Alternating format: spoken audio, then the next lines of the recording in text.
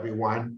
I am Martell Teasley, your everyday ordinary dean of the College of Social Work at the University of Utah, and it is my pleasure to welcome you all today to the College of Social Work Grand Challenges for Social Work series, speaker series. Today's presentation is titled Healing the Opioid Crisis with Mindfulness-Oriented Recovery Enhancement, Clinical Efficacy, and Biobehavioral Mechanisms, presented by Dr. Eric Garland.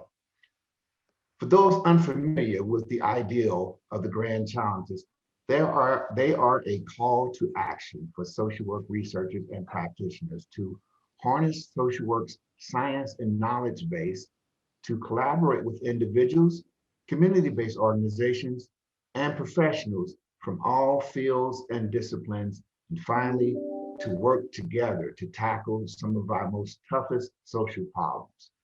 The College of Social Work is committed to this speaker series as part of our effort to address the grand challenges for social work, which are truly grand challenges for our community. Today's presentation features one of our own faculty members. Dr. Eric Garland wears many hats. He is the Associate Dean for Research in the College of Social Work, Director of our Center on Mindfulness and Integrative Health Intervention Development, the Distinguished Endowed Chair in Research.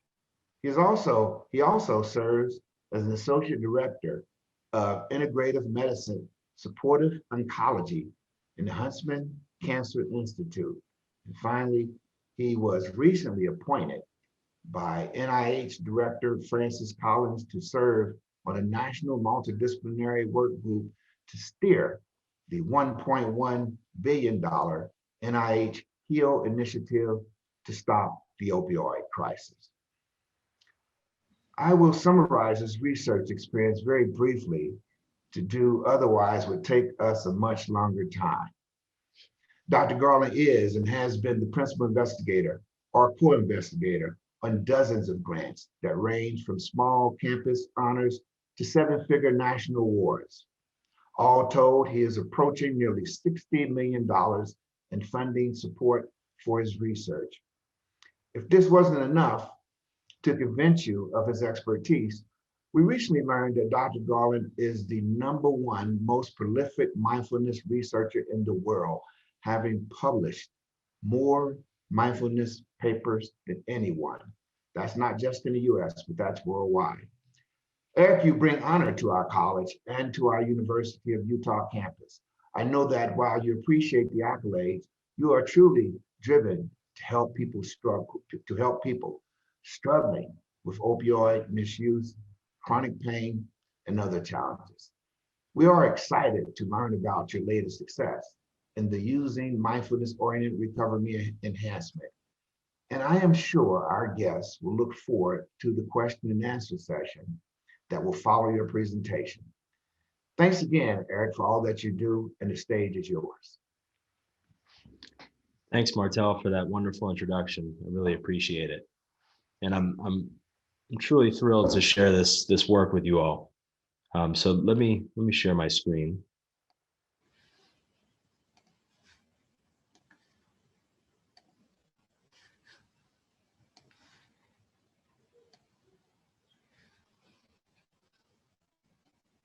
Okay, so it's a real honor and pleasure to be speaking with you today about this line of research that I began more than 10 years ago. And today I'm going to be talking with you. What I'm going to do is I'm going to lay out the problem of the opioid crisis and inform you about what the field knows about what may be driving this crisis.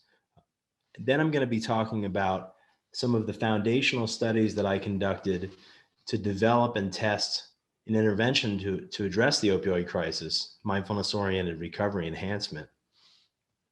And then finally, I'm going to complete this talk by presenting to you late-breaking results from a NIH-funded randomized clinical trial of mindfulness-oriented recovery enhancement that is the largest study of this intervention to date. And this has really been my life's work, to tell you the truth. For the past 5 years, we've been running this trial, and it's been all-consuming, and the results are really really thrilling. So it's an honor to be able to present this to you, which really has been the culmination of all the work I've done throughout my career. So thanks for taking the time to be here.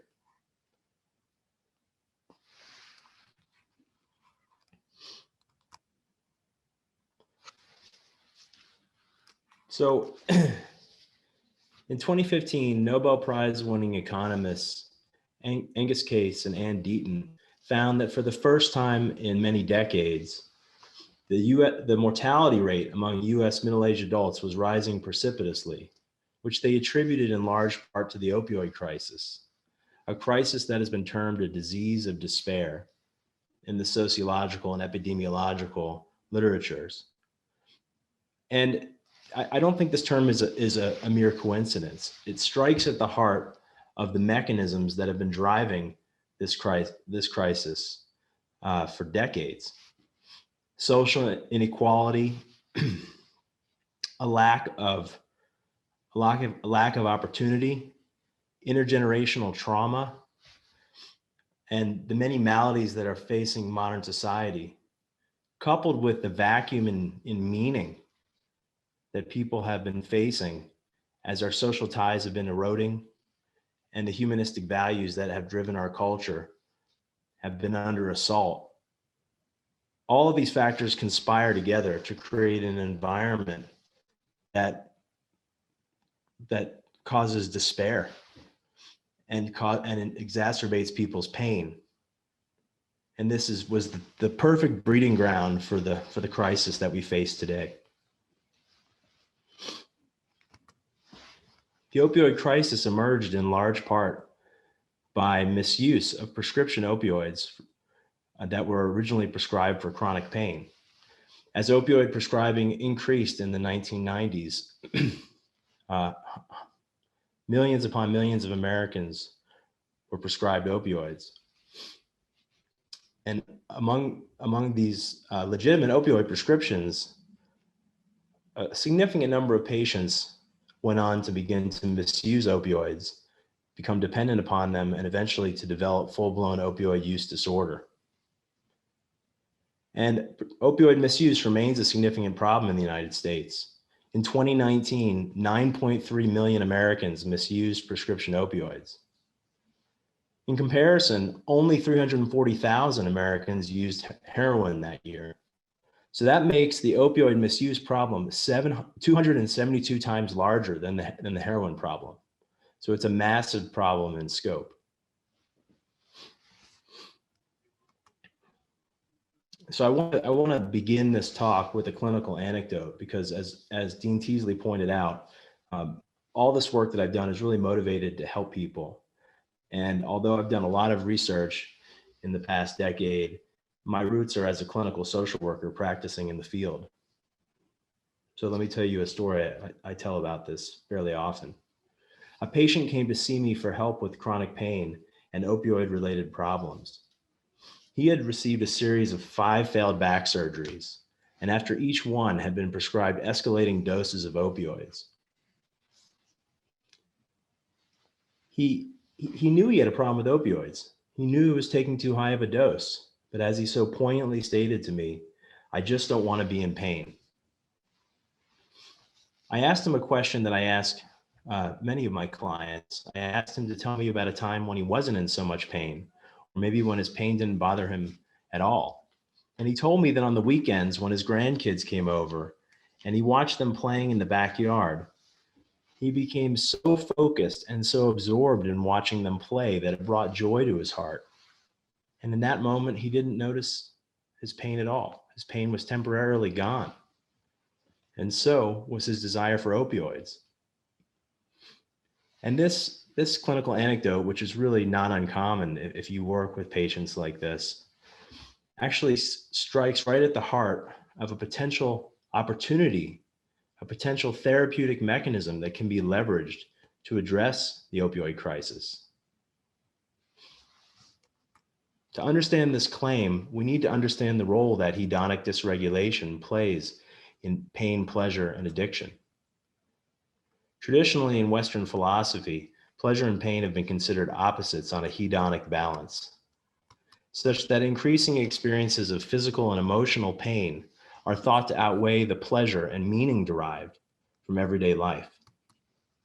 Modern neurobiology suggests that pleasure and pain operate through a common emotional currency in the brain, mediated by the mesocorticolimbic dopamine circuit and the endogenous opioid system. And these same brain systems become hijacked by addictive drugs through an allostatic process in which increasing sensitivity to stress, pain, and drug-related cues comes to outweigh the pleasure and meaning derived from healthy objects and events in the social environment.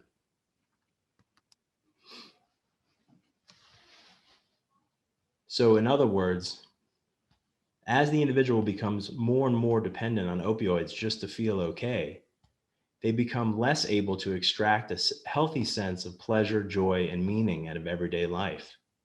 And this drives them to take higher and higher doses of the drug just to obtain a basic hedonic equilibrium, to maintain well-being. So it creates a downward spiral and a vicious cycle, resulting in loss of self-control over opioid use and the inability to self-regulate opioid dose escalation, ultimately leading to the loss of control over opioid use that's characteristic of opioid use disorder or addiction. But we know that not all patients who are prescribed opioids become addicted to them. In fact, most don't. So why can some patients take opioids as prescribed, whereas others go on to misuse them or become addicted to them? I've tried to answer this question with basic science research coming out of the neuroscience laboratory at the University of Utah College of Social Work. And we use tasks like the dot probe task. And so I know this is lunchtime, so if you're just eating your lunch, here's my warning to you: hold your lunch. This next picture is a little nasty. So what we do is we take a computer screen and it's split in two. On one side of the screen is a pain-related image. On the other side of the screen is a neutral image. These images are displayed for a very brief amount of time, about 1/5 of a second, after which they disappear and are replaced by a dot. The participant's task is to choose the side with the dot. If the dot shows up on the left-hand side of the screen, they hit the left arrow. If it shows up on the right-hand side of the screen, they hit the right arrow, and the computer measures reaction times.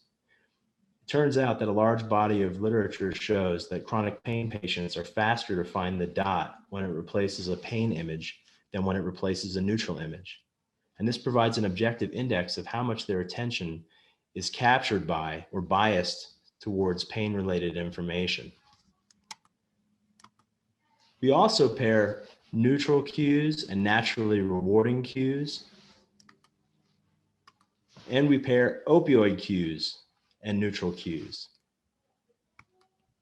And my research group was the first to demonstrate the presence of a prescription opioid attentional bias among opioid misusing chronic pain patients.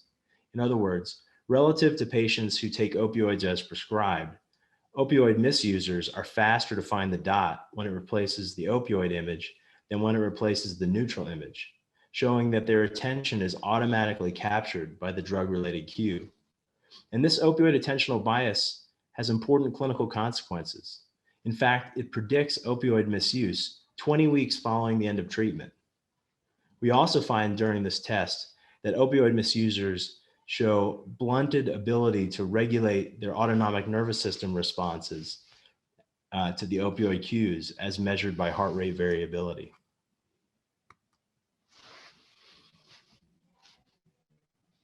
At my research center, we also measure hedonic dysregulation using the emotion regulation task. In this task, participants are presented with emotional images.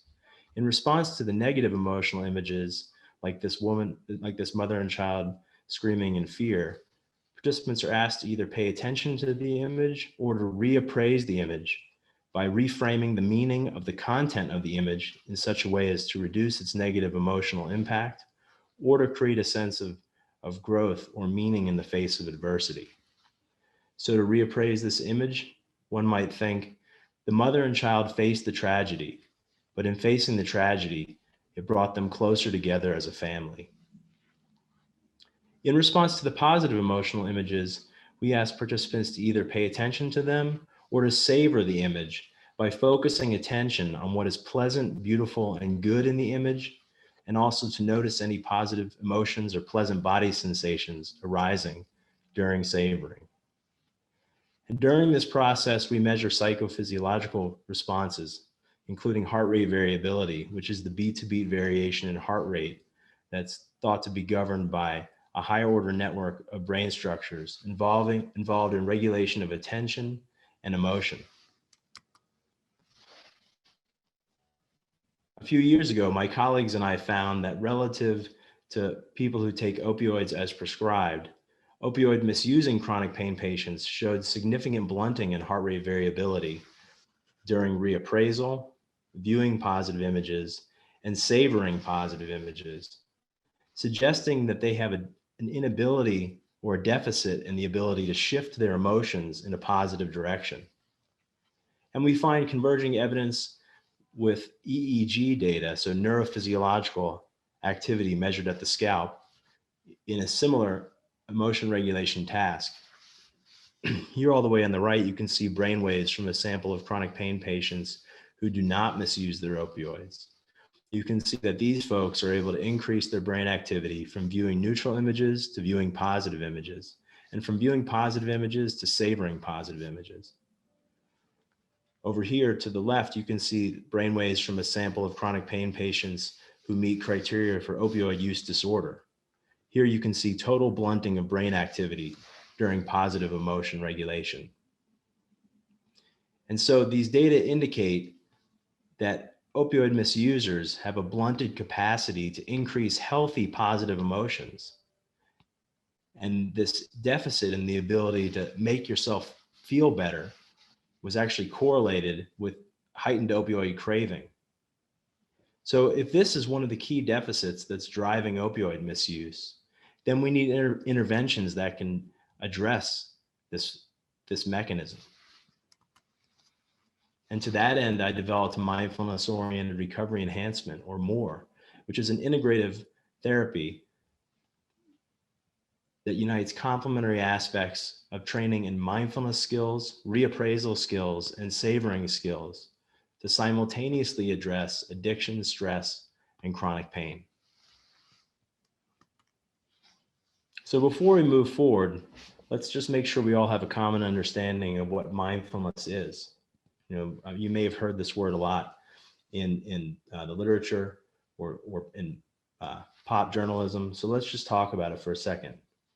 So mindfulness is the practice of directing non-reactive, non-judgmental attention to thoughts, emotions, and body sensations, while simultaneously metacognitively reflecting upon the field of awareness in which those thoughts, emotions, and sensations occur. Now, if this definition sounds like gobbledygook to you, I apologize, but that's because mindfulness is something that it's more than just something to intellectually understand. It's actually something to experience.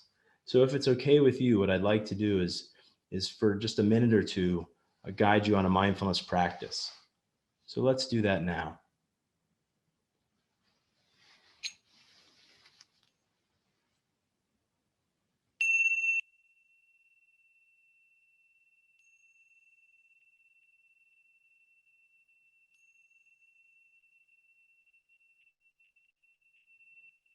So turning your attention inward,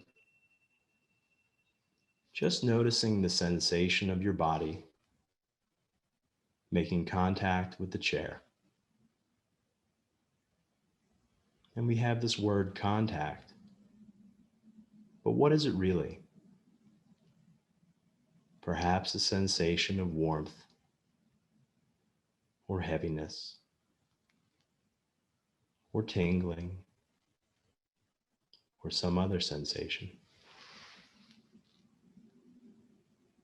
Just noticing those sensations now.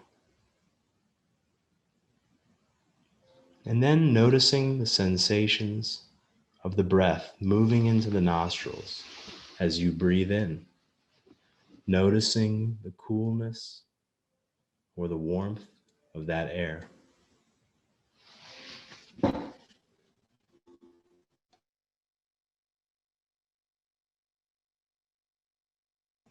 and noticing the arising of any thoughts or emotions in this moment. And then letting them go and opening your eyes and bringing your attention back to this presentation. All right, thank you. Just a little glimpse of what mindfulness is all about. So MORE begins with the foundation of mindfulness training, which by virtue of its effects on strengthening attentional control and meta-awareness is theorized to synergize more elaborate therapeutic techniques like reappraisal and savoring. These treatment components are intended to modulate a series of therapeutic mechanisms that are in turn intended to produce clinically significant change in a range of treatment targets relevant to chronic pain and opioid misuse. And MORE has been tested as a treatment for a wide array of addictive behaviors, including addiction to opioids, alcohol, illicit drugs. It's been tested as a smoking cessation intervention. It's been tested as an intervention to reduce obesity, and even as a treatment to reduce internet addiction. But today we're here focusing on the effects of MORE on opioid misuse. So MORE is typically delivered as a group therapy once a week for 8 weeks. Group sessions are 2 hours long. They begin with a formal mindfulness meditation exercise, followed by an intensive period of debriefing and group processing to really help the client to grasp mindfulness and learn how to apply it to solve the problems in their life. Then new psychoeducational material is delivered according to different session topics that are laid out over here on the left. Sessions end with an experiential exercise to hammer home the concepts taught in the session, and participants are asked to practice homework consisting of 15 minutes of mindfulness, reappraisal, or savoring practice a day. And in addition, they're asked to practice 3 minutes of mindful breathing before they take their opioid medicine. The intention of this last technique is to help patients to clarify whether their opioid use is being driven by craving or being driven by the need for pain relief. It's also intended to prevent unnecessary opioid dosing by providing a non-drug means of pain relief. And lastly, this exercise may in fact synergistically increase the pain relieving effects of the opioid medication. So MORE is founded on the mindfulness to meaning theory, which is a temporally dynamic process model that explains the downstream cognitive affective mechanisms by which mindfulness promotes human flourishing. In brief, when faced with a stressor, one can practice mindfulness to decenter from that stressor and to disrupt negative mental habits in responding to that stressor, broadening the attentional field so that the individual can become aware of not only the negative events that they're confronting, but also the positive aspects of their life that they may be ignoring. Then the individual can integrate this broadened array of pleasant and unpleasant events into a more holistic view of their life to get a more realistic and in fact helpful perspective on their life's challenges that can ultimately fuel a sense of meaning. This reappraisal process can result in positive emotions that then can be savored, which will provide the motivational energy needed to promote pro-social actions and ultimately result in the sense of meaningfulness or purpose in life. This cycle culminates at its apex in the experience of self-transcendence, the sense of being connected to something greater than the self, which in my view is the truest, deepest antidote to the vacuum of meaning that I discussed in part drove the opioid crisis originally. So I want to focus in on one particular therapeutic technique that makes MORE quite unique, and that is its focus on mindful savoring. And this technique is so was so, I think one of the testaments to this technique being so novel and important is that the National Center for Complementary and Integrative Health actually created this beautiful infographic to describe the technique. But basically what we do in session 4 is we bring in a bouquet of roses, and participants are asked to take a rose out of the vase, to hold it up in front of their face, and to practice mindfulness by focusing their attention on the beautiful colors, textures, and scent of the flower, as well as the touch of its petals against the skin. During this process, participants are guided to cultivate a metacognitive reflective attitude and to notice whenever positive emotions or pleasant sensations are arising in the mind and body, and then to direct their attention inward to savor, appreciate, and absorb the positive inner feeling, and to notice the arising of any associations or meaningful thoughts or realizations that can occur during this practice, as well as their sense of interconnectedness with the flower, closeness and intimacy, leading potentially to an experience of oneness and self-transcendence.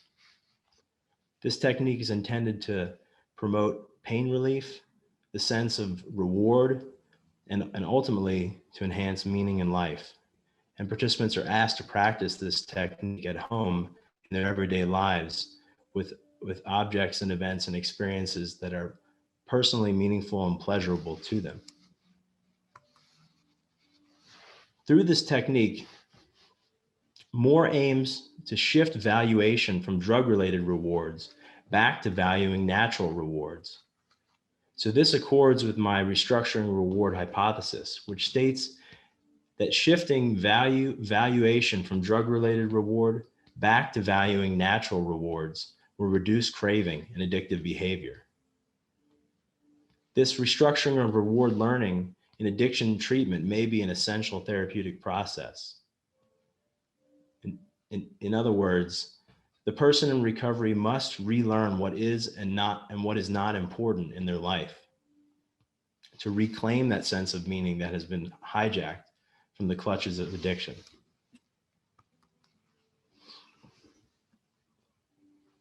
And now I want to talk momentarily about how we use mindfulness to help patients to cope both with pain and with craving in Moore. So people with chronic pain typically experience that pain as an emotionally laden, monolithic, and solid experience. It's this awful thing that's just always there. On top of that, they overlay a layer of suffering. They say, why me? This isn't fair. This pain is ruining my life. And this sort of emotional anguish actually amplifies pain processing in the brain. In Moore, patients are taught mindfulness techniques to remove this emotional overlay and to decompose the pain experience into its subcomponent sensations. So rather than focusing on some terrible, awful anguish in one's back, we teach patients to zoom into that sensation and to break it down into sensations of heat or tightness or tingling, as well as to pay attention to the spaces in between those sensations where there's either no sensation at all or potentially even pleasant sensations right next to the painful ones. Using mindfulness to cope with pain in this way may help patients to cope more easily than dealing with the monolithic, overwhelming, and anguishing experience of pain as a whole. We use a very similar technique to help patients to cope with opioid craving by breaking the craving down into its cognitive, emotional, and sensorial components. Okay, so I hope now you've got at least a bit of a sense of what the Moore intervention is like. Now it's time to give you some data that really will support the notion that Moore is an efficacious treatment for chronic pain and opioid misuse. The first set of these data come from a randomized controlled trial funded by the National Institute on Drug Abuse. In this study, 115 chronic pain patients who had been taking prescription opioids for more than 10 years were randomly assigned to receive 8 weeks of Moore or 8 weeks of a social support group control condition. In this sample, about 3/4 of the patients reported misusing opioids at baseline. And there were high rates of comorbid depression, anxiety, and PTSD. And most of the participants in this study were from a low SES background. In summary of the findings, we found that more significantly decreased pain severity and significantly decreased pain-related functional interference. And these effects were maintained by the 3-month follow-up point. Pain interference is a measure of how much pain interferes with a person's activity, their mood, their walking ability, their work, their relationships, their sleep, and their enjoyment of life. And as our theoretical model suggested, we found that the effects of more on reducing pain severity were statistically mediated by increases in the capacity to see pain not as pain, but rather as harmless sensory information, like sensations of heat or tightness or tingling. The better able that patients were able to do this, the greater the pain relief they achieved. We also found, above and beyond the effects of more on chronic pain, that more reduced opioid craving. And we found that more reduced opioid misuse. There was a 63% decrease in opioid misuse in the more group compared to a 32% decrease in the support group. And I would point out here that, the data clearly showed that the support group was an active treatment. It was effective, but more was mo better. How's that for a cheesy joke? Again, we used the dot probe task to understand the effects of more on hedonic dysregulation, and found the first evidence in the scientific literature using a randomized controlled trial design that a mindfulness-based intervention can reduce the pain attentional bias. So after 8 weeks of treatment, patients in the more group found their attention less captured by pain-related cues. We also found that among patients with an opioid attentional bias at baseline, more significantly decreased that opioid attentional bias. So after 8 weeks of treatment, patients in more found their attention less captured by opioid-related cues, suggesting that they were less triggered by these cues and had greater ability to control their reactions to these cues. But some of the most interesting data came from heart rate data collected during this task. And I don't think you really need to know statistics to see that something big is going on here.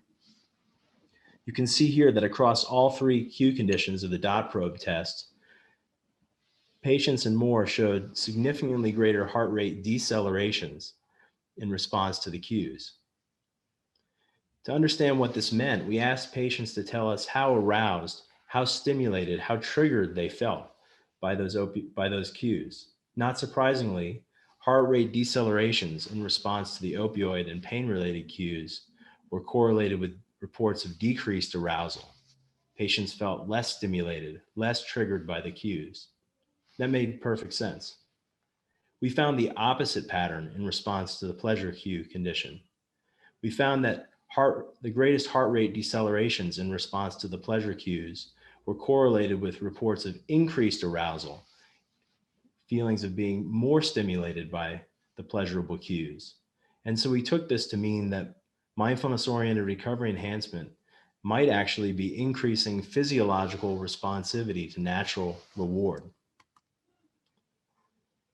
We conducted a heart rate variability analysis and found that across the board, more led to significantly greater increases in heart rate variability than the supportive psychotherapy control condition, but these effects were strongest in the pleasure cue condition. So we wanted to understand what this meant clinically. And to do that, we conducted a multivariate path analysis and found that the effects of more on reducing opioid craving were statistically mediated by changing the heart rate response to the pleasure cue condition. In other words, more appeared to be reducing opioid craving by enhancing physiological responsiveness to natural rewards. And this represented the most important finding of my scientific career up to that point. And if you understand addiction neuroscience, then I think you can appreciate the true importance and significance of these findings. Because As I stated earlier, the most prominent neuroscientific model of addiction, the allostatic model of addiction, states that as people become more and more addicted, they become less sensitive to natural, healthy pleasure, and that drives them to take higher and higher doses of the drug just to feel okay. Here we were showing that this allostatic process might actually be reversed, that a psychosocial intervention might in fact increase physiological sensitivity to natural pleasure, and that doing that might actually reduce addictive behavior. That was just a really mind-blowing finding. And I think it's so important that it led to the subsequent funding of more than $25 million in federal research grants. We also asked patients to tell us how more was affecting their everyday experience from moment to moment. To do that, they were asked to track their pain symptoms and their mood symptoms 4 times a day, every day during treatment. So this gives you a tremendous amount of data. It's really high density data, about 220 data points per person. And we found that more was significantly decreasing pain intensity from moment to moment. We also found that more was significantly increasing positive emotions from moment to moment. In fact, patients who were treated with more were 275% more likely than those in supportive psychotherapy to maintain a positive mood from moment to moment. Interestingly, we found that it wasn't the decreases in pain that predicted decreases in opioid misuse, but instead, patients who experienced the highest increases in the trajectory of positive emotions from moment to moment experienced the greatest reductions in opioid misuse. And these data provide support for my restructuring reward hypothesis. So let's just take stock at where we're at here. So we know that more decreases addictive behavior and craving and drug cue reactivity. We also know that more decreases chronic pain symptoms. And we know that more increases positive emotions and enhances natural reward responsiveness.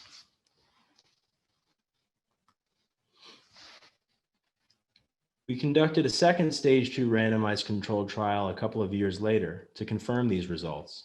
We conducted this study in the primary care environment, and we found that 8 weeks of mindfulness-oriented recovery enhancement, again, significantly decreased chronic pain severity and significantly decreased opioid misuse. We also found that more enhanced an array of positive psychological functions, including positive emotions, savoring, meaning in life, and self-transcendence, the sense of connectedness to something greater than the self. Importantly, we found that the effects of more on reducing pain severity and decreasing opioid misuse were statistically mediated by increases in these positive psychological functions. But we were really surprised to see that it was increases in self-transcendence that were the most important therapeutically. Patients who reported through mindfulness practice to feel a sense of connectedness or oneness with the world around them experienced the greatest decreases in chronic pain. We also found that more significantly reduced opioid dosing. There was a 32% reduction in opioid dose in patients treated with mindfulness-oriented recovery enhancement. We wanted to understand how more was reducing opioid doses. So we brought patients into the lab and asked them to practice mindfulness meditation while we measured their heart rate variability. And we found that the effects of more on reducing opioid doses was statistically mediated by increases in heart rate variability during meditation. Okay, so what does this mean? How do we interpret this? Well, there have been a lot of studies showing that heart rate variability is associated with enhanced self-control or self-regulation. And one of my favorite studies was conducted by Suzanne Segerstrom, who showed participants a tray. Half of the tray was covered with a pile of steaming, hot, gooey chocolate chip cookies, and the other half had carrots on it. In one condition, they told participants, okay, don't eat those cookies. You've got to resist the urge to eat them. Just eat the carrots instead. In another experimental condition, they told participants, you can eat the cookies if you want. And they found that when participants exerted self-control to resist the temptation to eat the cookies, they showed increases in heart rate variability. So it could be that the increases in heart rate variability that we're seeing in our study correlated with decreases in opioid dose indicate that through mindfulness meditation, more is enhancing patients' self-control and their ability to regulate opioid urges. On the clinical side of things, we were also interested in studying broader applications of more. So we conducted an NIH-funded trial to examine more as an adjunct to methadone maintenance treatment for people in the inner city in the Northeast, in New Brunswick, New Jersey, who had opioid use disorder and also had chronic pain. And this was a pilot study. It was really just to inform us to conduct a bigger trial. We weren't expecting to see big differences in drug use between more and methadone maintenance as usual, but in fact, we found them. Much to our surprise, more significantly decreased heroin use and drug use overall relative to methadone maintenance treatment as usual. And we use smartphones in this study to collect ecological momentary assessments of the effects of more on changes in craving and positive emotions from moment to moment. We found that more actually significantly decreased opioid craving from moment to moment. It was a 50% decrease in the strength of craving among people treated with more. And we found that increases in positive emotions significantly predicted decreases in momentary craving, again, providing support for my restructuring reward hypothesis. Okay, so again, let's take stock. What do we know about more? We know that it decreases addictive behavior and craving. We know that more decreases pain. We've seen that more increases positive emotions and enhances the sense of meaning in life.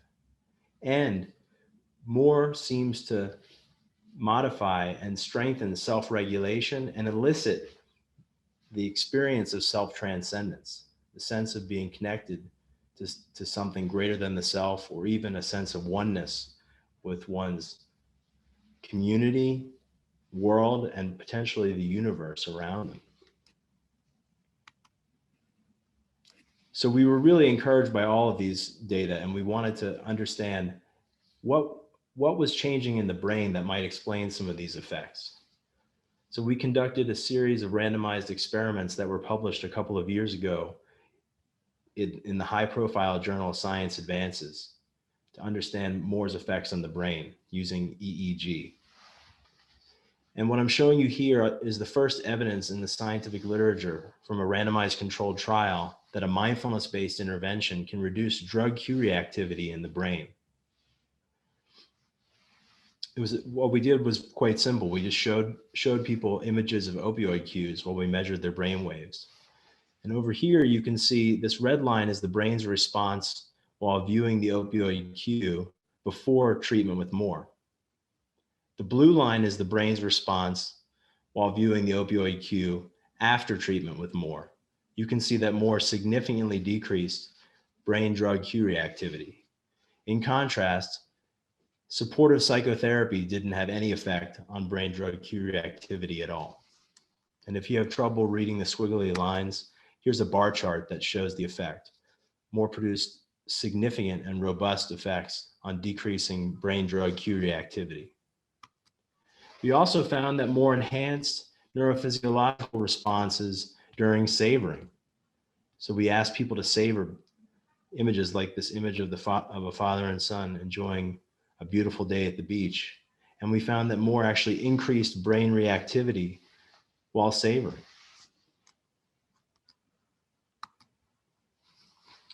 And so with these data suggesting that more was efficacious clinically and that more was changing mechanisms in the brain and the body that should be linked with improvements in opioid misuse and chronic pain, we were motivated to undertake the largest randomized controlled trial of more to date. This was a study funded by the National Institute on Drug Abuse. was funded in 2016. In this study, we recruited chronic pain patients who met criteria for opioid misuse. We recruited patients for about 4 years. And in the end, we enrolled 250 patients to receive either 8 weeks of mindfulness-oriented recovery enhancement or 8 weeks of a supportive psychotherapy control condition.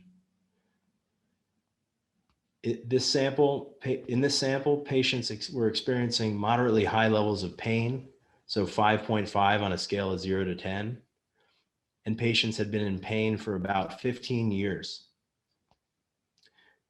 The average opioid dose in the sample was 101 morphine milligram equivalents a day, so a high opioid dose. And 3/4 of the sample reported having 2 or more chronic pain conditions, with the most prevalent chronic pain condition experienced being low back pain, followed by osteoarthritis. But we saw people with every type of pain under the sun, from chronic pain due to fibromyalgia or herniated discs, to chronic headache, irritable bowel syndrome, neuropathy, and pain from many other sources. In addition to physical pain, the folks in this study were suffering from an array of psychiatric maladies, including major depressive disorder, opioid use disorder, non-opioid substance use disorder, generalized anxiety disorder, and PTSD. And on the whole, participants in this sample were from a low income. Many of them were on disability. And so they were struggling with just a total cluster of physical and mental health comorbidities and socioeconomic challenges. We invited these folks to come to treatment in the primary care setting, in the same doctor's offices where they were receiving chronic pain care and receiving their opioid prescriptions. In summary of the findings, we found that more significantly reduced opioid misuse. More reduced opioid misuse at the 9-month follow-up point by 46%, compared to the 22% reduction that we observed in the supportive group psychotherapy condition. So patients and more were 3 times as likely as those in the supportive psychotherapy control condition to no longer be misusing opioids at the end of the study. And we measured opioid misuse in a really rigorous way, combining self-report, blinded clinical interview, and a urine drug screen. We also found that more significantly decreased opioid dosing. 36% of patients in more were able to cut their opioid dose by half or greater, with a mean reduction among responders of 76 milligrams of morphine per day. We were really astounded by these findings. I didn't expect to see such huge opioid dose reductions, especially since we weren't pushing the patients to cut their opioid dose. This was something that patients chose to do on their own through the training they received from the MORE intervention.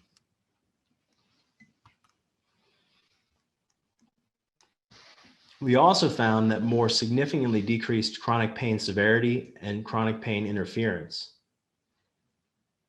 And these effects were maintained and strengthened by the 9-month follow-up point. And the size of these effects exceeds those observed for the gold standard psychological treatment for chronic pain, cognitive behavioral therapy. In addition, we found that MORE significantly reduced psychological distress relative to supportive psychotherapy.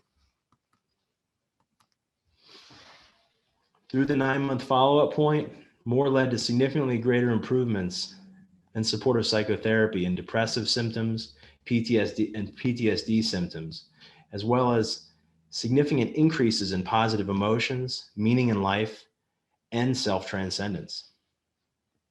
And these data support my mindfulness to meaning theory and suggest that MORE is a broad spectrum treatment that can simultaneously address chronic pain, opioid misuse, and the psychiatric comorbidities that go along with these conditions. So more is an efficacious treatment for opioid misuse, but we wanted to understand how is it producing its therapeutic effects. And so we used the dot probe task again and measured autonomic responses during the task. We created a measure of relative autonomic responsiveness to natural reward cues on the dot probe versus opioid cues on the dot probe. We found that more significantly increased parasympathetic responses to opioid cues relative to natural reward cues as measured by heart rate variability. And correspondingly, we found that more significantly increased sympathetic nervous system responses to natural reward cues relative to opioid cues as measured by galvanic skin response. Importantly, we found that the effect of more on reducing opioid misuse was statistically mediated by this shift in autonomic responsiveness to drug and natural reward. In other words, more was reducing opioid misuse by restructuring reward processing. And I've conducted many studies that have collected evidence for the restructuring reward hypothesis. But from my standpoint, this is the most compelling and conclusive evidence to date that restructuring reward is a treatment for addictive behavior. But we found a similar pattern using self-report data. And these are data collected by a computerized body map that I developed along with my colleague, Dr. Adam Hanley. In this body map, patients locate pleasant and unpleasant sensations. Pleasant sensations are represented here in blue. Unpleasant sensations are represented in red. The density of the hue indicates the frequency with which a given part of the body was identified as pleasant or unpleasant.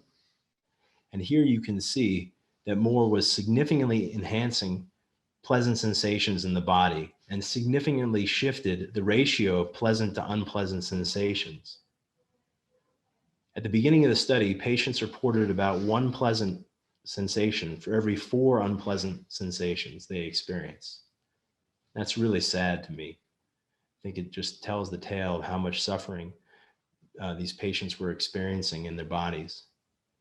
But by 6 months after treatment with more, patients were reporting experiencing 2 pleasant sensations for every 1 unpleasant sensations, suggesting that more radically and durably altered embodied self-representation, such that the body shifted from a place of suffering to a place of pleasure and refuge. And these data also suggest that more is teaching patients how to internally self-generate reward experiences that can come to outweigh the pull of drug-related reward. And we want to know what's happening in the brain. And so to answer this question, my colleagues and I, including Justin Hudak, postdoctoral fellow at the Center on Mindfulness and Integrative Health Intervention Development, conducted a study using EEG in a sample of opioid-treated chronic pain patients. And we found that more significantly enhanced frontal midline theta, so theta waves as measured by the EEG, in electrodes along the frontal midline brain structures. Importantly, we found that the effects of more on reducing opioid dose were statistically mediated by these increases in frontal midline theta, suggesting that more was enhancing frontal midline theta as a form of endogenous theta stimulation, boosting self-control over drug use. But also, curiously and intriguingly, we found that increases in frontal midline theta were again associated with increases in self-transcendence, suggesting that more might be treating opioid misuse by enhancing the sense of self-transcendence, the sense of being connected to something greater than the self. And in my opinion, this sense of self-transcendence may provide an ultimate source of meaning, a powerful sense of healthy reward. And experiencing this reward can come to outweigh the pull of drug-related rewards. So what do we know? We know that more decreases addictive behavior and craving. We know that more decreases physical and emotional pain. We know that more increases positive emotions and meaning in life. And we believe that more is doing so by enhancing self-regulation and eliciting the experience of self-transcendence. And so ultimately, using mindfulness to enhance healthy pleasure, joy, meaning, and self-transcendence may come to outweigh the pull of drug-related reward and thereby reduce craving and addictive behavior. So in conclusion, more is an efficacious treatment for opioid misuse and chronic pain, as revealed by 4 randomized controlled trials involving nearly 500 people. Currently, a $25 million research program and 3 additional randomized controlled trials are underway that involve more than 1,000 participants. These studies are going to help us to understand how more can be effectively rolled out in the real world and to help us understand which patients benefit from this therapy. The array of mechanistic research that my colleagues and I have conducted over the past decade suggests that more works by reducing drug cue reactivity, increasing responsiveness to natural healthy reward, enhancing meaning in life, and boosting the experience of self-transcendence. These are the mechanisms of action that may explain more's treatment effects. Clearly, it's now time to move more towards real-world effectiveness trials and implementation dissemination research in integrated health systems to understand how this therapy can benefit society. But the therapy is already being disseminated.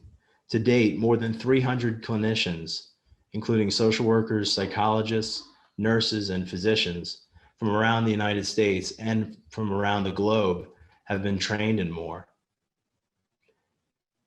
Ultimately, it's my belief, both as a scientist as well as a clinical social worker, that teaching people to take in the good and mindfully savor natural, healthy pleasure may provide the learning signal needed to restore adaptive and healthy hedonic regulation and ultimately to reverse addiction. And I know that's a bold claim, but we're facing a severe crisis in this country and we need bold solutions. So I encourage you all as colleagues to go out and use this principle to guide your work and to work with me in helping to halt the opioid crisis. So I want to express my thanks to all of you for taking the time to listen to this presentation. I'd also like to thank the National Institutes of Health, which have tirelessly supported this line of research. And I'd really like to thank my team at the Center on Mindfulness and Integrative Health Intervention Development. I couldn't have done any of this work without all of you. Your work, your dedication to this work has improved the lives of hundreds of people in Utah and around the country. So just thank you for what you've done. And I'm looking forward to having a conversation with you now about all this great research.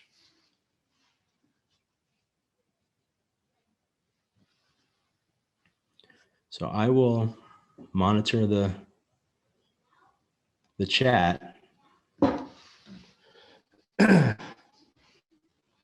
let me just take a little sip of water here and then I'll get to your questions.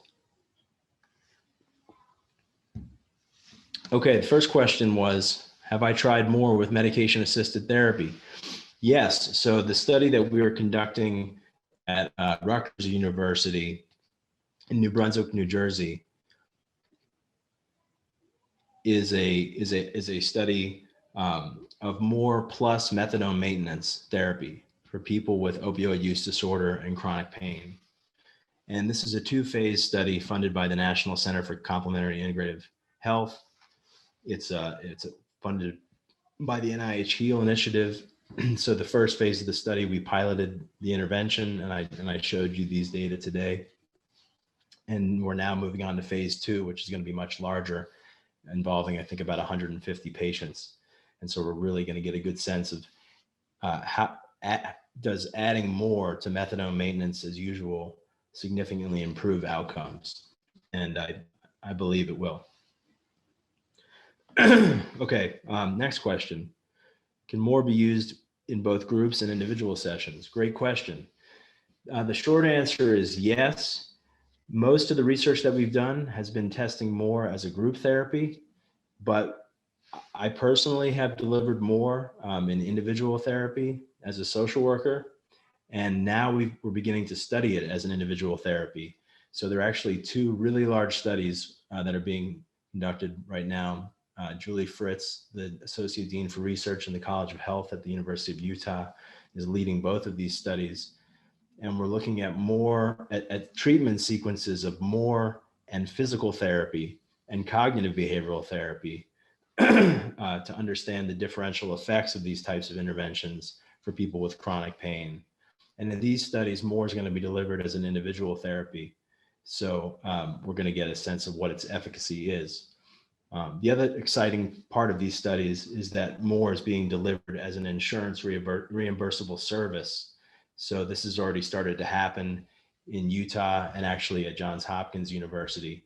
So I think this is a really important step to the dissemination of the treatment. Okay, next question. Use of Suboxone. I believe the question, if you're interested in have we studied more as an adjunct to Suboxone, the answer is yes. A number of the patients in the trials that I just described to you were also taking Suboxone, but we haven't conducted a study that was all patients on Suboxone receiving more. And so we can't exactly answer what is the additive effect of adding more to medication-assisted treatment with Suboxone. That's something that I'm really interested in doing because I know that buprenorphine is a really important medication for opioid use disorder.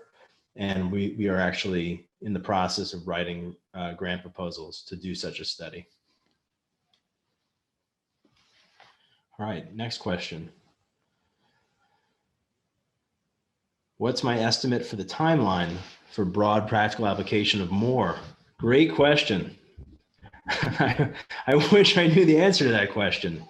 I mean, I'd love to see it broadly applied now.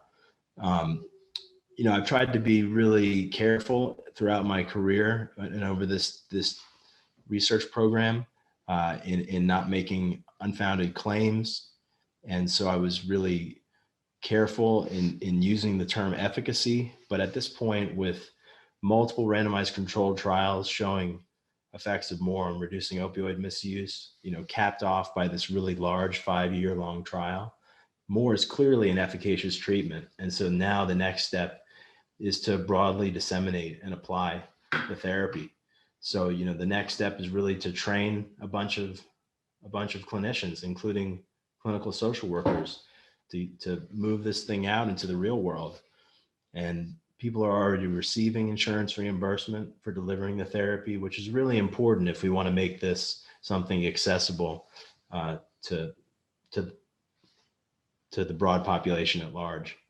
So, you know, I hope this dissemination starts to occur over the next couple of years, because I think we have the data that we need to know that this is an effective treatment. Next question. Is there an effort to study Moore's long-term efficacy? Yes. Well, the big trial that I just completed was actually about a year in length. So participants began the study, then they were enrolled in the treatment, which lasted 8 weeks, and then we followed them for 9 months after that. So that, give or take, is about 11 to 12 months in length. And so based on that, we can clearly see that more is continuing to produce significant effects on opioid misuse, chronic pain, and emotional distress, effects that last 9 months after the end of an 8-week treatment. And that's really quite impressive. And also, one thing to note in the data is that actually it appears as if the effects of more get better and better over time, which is somewhat unusual. Typically in behavioral treatment studies, what we see is that the effects are strongest at the end of the therapy, and then they start to wane over time. But here what we've seen is that the effects magnify over time, which suggests to me that people are continuing to practice the skills that they learned from the Moore intervention. We don't know that for sure because we didn't want to bug people forever throughout that year. So we asked them to carefully record their mindfulness, reappraisal, and savoring practice for the 30 days after the end of the treatment. But from looking at the pattern of the data, it clearly looks like people continue to practice the skills they've learned, and the more they practice, the better they get. Next question. Have I studied more on its effects on people who are using benzodiazepines or antipsychotic medication? Well, certainly many of the patients in the trials that I just described to you were taking benzodiazepines. I would assume many fewer were taking antipsychotic medication because active psychosis was actually a rule out exclusionary criterion for these studies. But benzo use was not, and we do have the data to look at that. We're still in the process of processing this data. We collected massive amounts of data over the course of this study, so it's going to take us a while to sift through it all. But I am curious to see if more helps patients to reduce their benzodiazepine use. Next question. Your research indicates a drop-off of effect between 6 and 9 months. Any thoughts on ongoing or follow-up more sessions? I don't really see the drop-off in effect, actually. What it seems to be actually is that at the 6-month point that it was some return of symptoms, at least with respect to pain severity. But then at 9 months, there continued to be a benefit. Nonetheless, the point's well taken, which is, do I have any thought to ongoing or follow-up more sessions? And my answer to that is yes, absolutely. The way I think about it, when I think about it, I really think that the practice of techniques like mindfulness, really, to be effective, it really needs to be a lifelong practice. Think about it. If you wanted to lose weight and get in shape, if you did an 8-week intervention, and then at the end of those 8 weeks, you stopped dieting and exercising, you get out of shape really fast. So the way to maintain a healthy body is to engage in a lifelong practice of healthy nutrition and exercise. So I don't know why we expect things to be different for a psychosocial intervention. To the contrary, I think the changes that we need to make in the mind in order to produce durable changes in phenomena like addiction and psychiatric disorders and chronic pain, to make that kind of sustained change, we need to have a dedication to these mind training practices of mindfulness, reappraisal, and savoring. So I would personally love to see what happens if we add booster sessions to more, and really to study what would be the impact, for example, of a year's worth of mindfulness training. So, the problem is our healthcare system is really struggling, and in many ways it's broken. So we expect that to cut costs and to provide people with the briefest interventions possible. Can we do it in a session? Can we put it on an app? And that kind of mentality, I think, really goes against the kind of long-term change and personal transformation that we're aiming for as social workers. Okay, next question. What's the ideal group size when using more? Our groups have ranged between, I would say, about 5 people and about 12.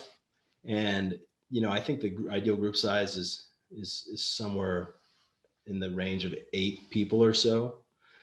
We can do larger groups, but what happens is when you run a larger, more group, there's less time to process mindfulness experience with clients. So clients get less attention from the therapist.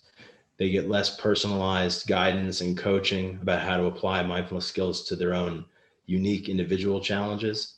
So having a group size of about 7, 8, 9 makes it more doable to give people the time they need to really talk about the implementation of the skills to help themselves in everyday life. Next question.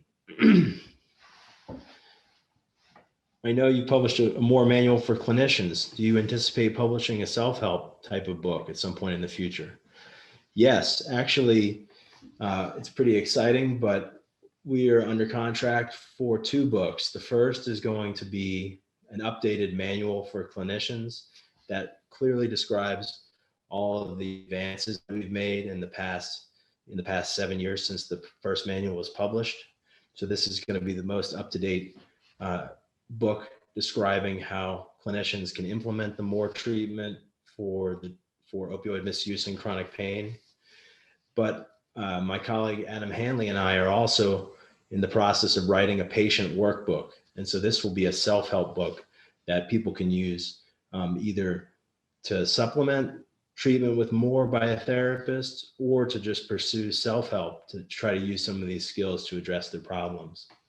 And both of these books are supposed to be out in early 2021. So, excuse me, early 2022. So we've got to finish writing them by the end of this year. So wish us luck. Next question. What's my pitch to correctional scholars about the efficacy of mindfulness and MORE for use with incarcerated and formerly incarcerated people? Unfortunately, such interventions are often viewed by correctional experts and leadership as too soft. That's an interesting comment. Okay, so the pitch is, I mean, one of the clear pitches is, when you've got people in prison, you've got a captive audience, and bad pun not intended, you've got a captive audience of folks who are there and have the time to engage in an intensive psychosocial intervention. So you actually have a way to engage them in treatment, whereas it might be much more difficult to engage them in treatment when they're out on the street. So in some ways, I think the criminal justice system is the perfect setting for providing treatment with MORE, because folks have the time to really focus their energy on transforming themselves. And about the soft comment, what I would say is MORE is a mind training intervention. So it's a mental training intervention. People aren't just sitting around talking about their feelings. They're actually learning specific structured skills to build self-control and to build self-regulation strength. So that doesn't sound very soft to me. That's how I'd sell it. And if it was that soft, I don't think the military would be interested in it. But in fact, we have funding from the Department of Defense to study MORE as an intervention for active duty service members. Next question. What do I think has contributed to the opioid epidemic aside from the overprescribing of opioids? Do I think screens and social media declined our ability to self-regulate? Absolutely. I have a lot to say about this. And I think, so first of all, your point is well taken. The point that exposure to screens and social media reduces attentional capacity. And we've known this for such a long time. I mean, we've known this for more than a decade. In fact, I remember a report by the American Academy of Pediatrics that came out when my son was a baby, and my wife and I were trying to decide what we were going to do about screens, that said something like, with every hour of screen time, the risk for an ADHD diagnosis was increased by 10%. So clearly, exposure to screens and social media is undermining the ability to self-regulate attention. And the self-regulation of attention and executive function is just integral to a wide array of health behaviors, from refraining from addiction to drugs, to not overeating, to being motivated to engage in physical exercise, to being focused on schoolwork. So yes, I definitely think that exposure to screens and social media undermines cognitive functions that might increase risk for the development of opioid misuse. There's some other factors there. Number one is that, I guess this is number two, right? Number two is that exposure to screens and social media primes the reward system in the brain to expect instantaneous feedback and instantaneous reward. And there's some data to suggest that when you get an email or text popping up on your phone, or you get the continuous scrolling of your Twitter feed, that there's a dopamine burst in the brain and producing a reward and a positive reinforcement that sucks people back into the screen. So if a child has been used to this high level of reward stimulation coming from electronics, then the rest of life is going to seem somewhat empty and boring by comparison. And that might drive some folks to get addicted, to use addictive drugs as a form of sensation seeking. But the last point I'm going to say about this, and I think this ties into what I said at the beginning of this talk, is that, quote, social media is in some ways one of sort of the most antisocial thing that I could possibly imagine. And I think we can see from the current events, terrible events that have happened in this country, like the storming of the Capitol, that social media is actually eroding important social bonds that have helped to connect us to our communities, feeling a part of something, feeling like there are people who care about you, and that there are important values that guide your behavior. And so it's caused a vacuum in human meaning, and we're just dependent on likes and thumbs up to get a feeling of being okay, rather than having that deeply rooted from within the self and coming from the support of your family and your community. So I think all of that's a risk factor for the development of the opioid crisis as well. Okay, next question. Whew, that was a big answer. Okay, what does MORE represent? MORE stands for Mindfulness-Oriented Recovery Enhancement. I believe that's what the question was. Okay, thanks. Next question. What payers in the state of Utah will cover MORE? What level of care is it considered? I can't fully answer that.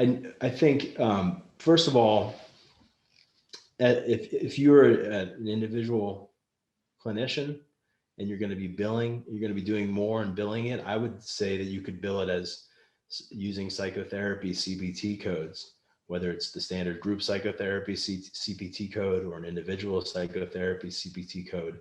And therefore, any payer in the state of Utah that provides insurance reimbursement for psychotherapy would cover this service.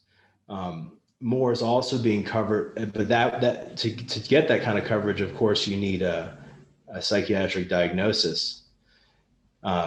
However, currently MORE is being billed to insurance plans in Utah as using HBAI codes, health behavior codes, for people who have chronic pain but do not have a psychiatric diagnosis. So that billing, which has been done in the primary care environment, for example, has been working as well. And outside the state of Utah, there's a large healthcare organization in the Midwest. So this is called Essentia Health, and it spans Wisconsin, North Dakota, and Minnesota. And in this healthcare system, more is actually being delivered by primary care providers, so physicians and PAs, for example, who are billing more with physician group visits. So I think there's there are a number of options of how to support more services through insurance reimbursement.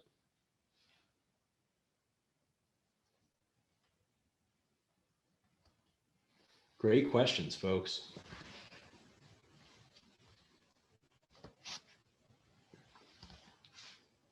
I'm happy to take a couple more if you like. Sorry, when you have a treatment name more, that the number of puns is conceivably endless.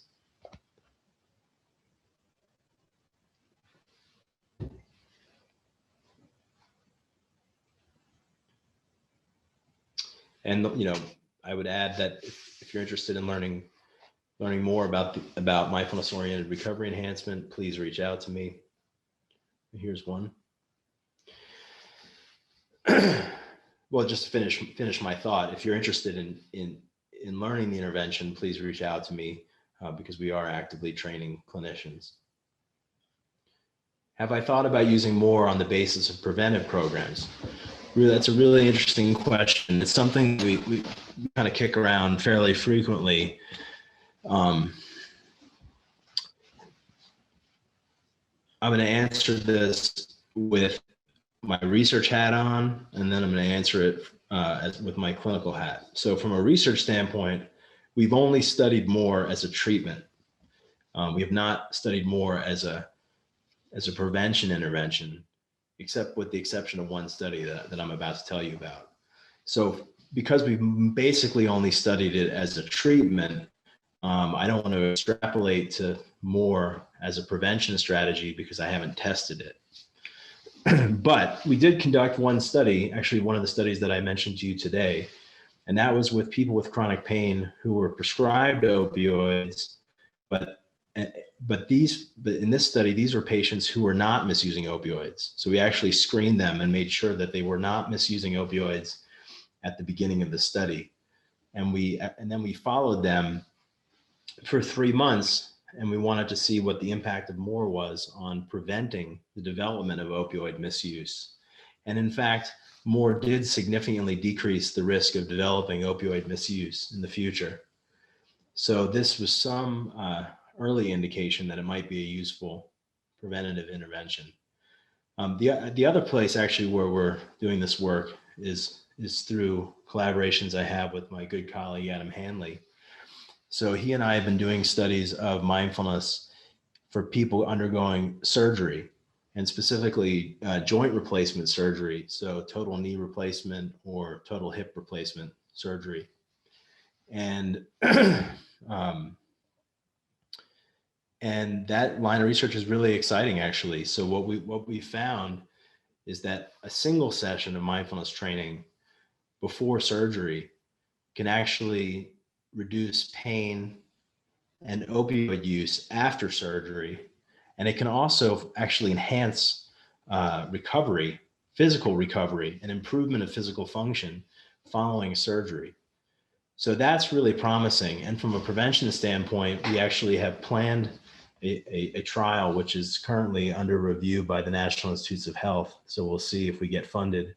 We'll learn about that soon. To do a preventative single session of mindfulness before surgery, then follow patients about a month after surgery, and then assess them at that point to see which patients are misusing opioids and which are not. And then of the patients who are misusing opioids, then we will then randomly assign them to receive the full MORE intervention to see if the MORE intervention can treat that early emergence of opioid misuse. So my clinical hat says, based on all these data, I think more would be helpful for the basis as the basis of a prevention program, but we need to study it. Next question. Is there a provider list available? For treatment centers and individual clinicians and providers in Utah are currently used more? Great question. I wish I could say yes, but my answer is sort of no. I do have a list of people who I've trained in more. I would have to sort of collate that list to figure out who among those people are from Utah, because I've actually trained clinicians from all over the place. I've trained therapists at Johns Hopkins University, Mount Sinai in New York, Rutgers, people in Southwest healthcare in New Mexico, and train people from all over the world, the University of Zurich, Spain. So my list is kind of expansive, but I actually, from this question, I can see it's really important. So I'm going to work on trying to boil it down to get a provider list for Utah providers, because I think that would be really important. So thank you for that suggestion. Next question. And I guess maybe this is the last question. Could I please talk about hedonic dysregulation in the context of the current pandemic? Yes, I mean, that's what the whole first part of my presentation was today. Actually, no, I'm sorry. The question is about the pandemic, so the COVID-19 pandemic. Okay, yes, I can. Essentially, COVID-19 is just going to exacerbate the hedonic dysregulatory processes that I laid out for you. Because what we know about COVID-19 is that it's producing severe emotional distress on people. And not only due to the fear of contracting the virus, I mean, that's one very real problem, but also the terrible economic impact that COVID-19 is having is causing extreme stress. Folks are out of work. Folks don't have food to eat, which is just a terrible, terrible tragedy in this country that is so wealthy that we can't find ways to feed our population. It really makes me upset. So poverty is increasing, causing massive stress. And then the other factor that we cannot underestimate is the social isolation. The social isolation is so intense. We know that loneliness can produce extreme physiological stress in the body. And so all of these factors combine and conspire to deteriorate reward system function in the brain. So blunting people's ability to extract a healthy sense of pleasure. And I'm sure, I mean, we've all experienced it. I know I have, just feeling the fog of war, day after day, marching on, being isolated at home, and just the things that we loved and found meaningful in our lives pulled away from us.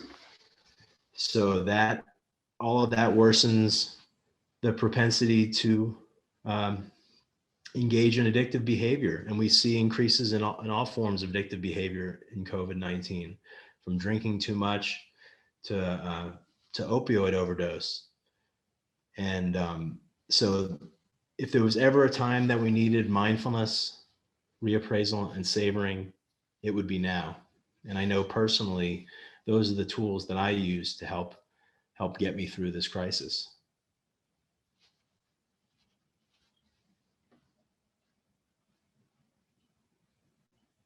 Well, thank you.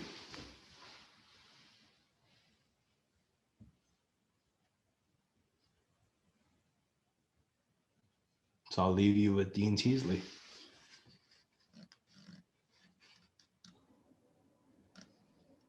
Well, thank you, Dr. Garland. That is absolutely fabulous. And every time I hear you talk about more, I learn a little bit more. So it's good to have all of the people with us. I saw the count up to 70. It looks like 50 people have stuck with us to the end. We appreciate your time and your dedication to the Grand Challenges series for the College of Social Work. I hope you've enjoyed today's presentation from Dr. Garland, and that you will attend more of our Grand Challenges series for the College of Social Work. Again, I want to thank all of you for attendance, and I would be remiss if I didn't thank Lisa Moniz, Jen Nazawa, and Emily Brain for making sure that we're on time and that everything is well organized. Again, thank you all for your time.